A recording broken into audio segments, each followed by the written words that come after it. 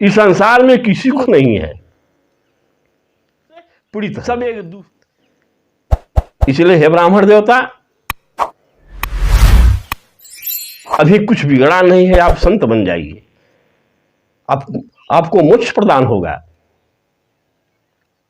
आप तेजस्वी हैं। लेकिन जब वो नहीं माने तो संत जी एक फल को मंत्र द्वारा उच्चारण करके उनको दे दिए, कहे इसको ले जाओ, अब आज ही इस फल को अपने स्त्री को खिला देना और साल भर तक एक समय भोजन करें, पूजा पाठ नित्य करें, धर्म कर्म दान पुण्य करें। एक वर्ष के बाद एक बहुत बड़ा ज्ञानी पुत्र पैदा होगा। बहुत खुशी से वहां से आत्मदेव महाराज अपने घर पे आते हैं, उस फल को अपने स्त्री को अर्पण करते हैं और सारी वृत्तांत को बताते हैं और दे करके कहीं चले जाते हैं। इसके बाद उस धुंधली को फल पाने के बाद नाना प्रकार का विचित्र विचित्र मन की कल्पनाएं करने लगी। वो सोचने लगी इस फल खाने के बाद गर्भ होगा तो पेट भारीपन होगी, मुझसे चला नहीं जाएगा, प्रसव होने के बाद पीड़ा होगी, संयोग बस अगर गांव में डकैत आ गए, चोर आ गए तो मैं कैसे भागूंगी और उस बच्चे का लालन पालन भी मैं नहीं कर पाऊंगी। भिन्न भिन्न की बातें औरत को बुला करके कहने लगी। कुछ दिन बीत गया, इसलिए कि इस औरत को किसी का भय नहीं था, एकदम स्वतंत्र थी, बिगड़ी हुई नारी थी। अगर आत्मदेव महाराज भी कुछ कहें तो उनको डांट दे। तो जब स्त्री स्वतंत्र होती हैं तो महावृद्ध चली फूट कियारी और जिमी स्वतंत्र भय बिगड़े नारी। जैसे कि मेघ से जब बरसात अपार होता है तो किसान का मेड़ जो है तोड़ करके पानी बहाने लगता है, उसी ढंग से स्त्री जब स्वतंत्र होती हैं तो उल्टा पुल्टा ही कार्य करती हैं, पति के हर वचनों का उल्लंघन करती हैं। यहां ये फल खाई नहीं और आत्मदेव महाराज आए, पूछे क्या जी फल खा ली? कहां महाराज, फल तो मैं खा ली।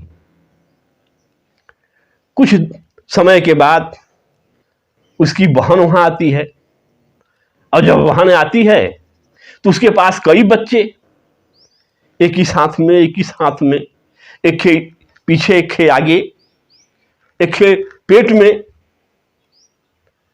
उसको बुला करके धुंधली सारी वृत्तांत को बताई और जब सारी वृत्तांत को बताई तो उसकी बहन कही कि बहन तुम्हारे पास खाने के लिए बहुत सा है, खाने वाला कोई नहीं है, और हमारे यहां खाने वाला है लेकिन खिलाने वाला कोई नहीं। इस बच्चे को मैं, जो हमारे गर्भ में पल रहा है, इस बच्चे को मैं आपके यहां पैदा होगा तो रात्रि में भेज दूंगी और इसके बदले में आप हमारे पति को कुछ धन दे दीजिएगा और आकर के इसका लालन पालन भी मैं कर दूंगी, बात कोई जानेगा नहीं। ये बात उसको अच्छा लगा, धुंधली को इस बात को अच्छा लगा और तुरंत दोनों के सलाह से वो जो फल संत जी दिए थे वो गौ माता को खिला दिया। कुछ दिन बीता, रात्रि के समय उसके बहन के प्रसव हुआ, बच्चा पैदा हुआ। रात्रि के समय अपने पति से वो भेज दी और जब बच्चा धुंधली पा गई तो ब्राह्मण देव को बुला करके कह दी कि बच्चा पैदा हो गया। ब्राह्मण देव बहुत खुशी हुए, सोना चांदी धन दौलत दान की। इधर 2-3 महीने के बाद जो गौ को उन्होंने फल खिलाया था उससे गौकर्ण महाराज की पैदाइश हुई, बहुत सुंदर, और उनका कान जो है कि गौ के समान, गौ की तरह इसलिए आत्मदेव महाराज उनका नाम रखे गौकर्ण। अब दोनों बढ़ने लगे, खेलने लगे, कूदने लगे, चलने लगे। लेकिन गौकर्ण महाराज बचपन से ही सत्संग, वेद शास्त्र पढ़ना पढ़ाना, तेजस्वी, सारी ब्राह्मण की ब्रह्मता उनकी में थी। लेकिन इधर जो उस बहन से लड़का पैदा हुआ, धुंधली, अपने ही नाम पर उसका नाम रखा धुंधकारी। आत्मदेव महाराज सोचे कि अगर ये प्रेम से रख रही है तो रखने दीजिए। उसका नाम पड़ा धुंधकारी। और धुंधकारी बचपन से ही अन्यायी, कुकर्म, अयासी, छोटे छोटे बच्चों को उठा करके देना, कुएं में छिप छिप कर किसी के घर में आग लगा देना, मदिरा पान करना, वेश्यावृत्ति करना, मांस खाना, दारू पीना, सारा कुकर्म उसके अंदर समाहित हो गई। देखिए, एक ही बाप के दोनों औलाद हैं।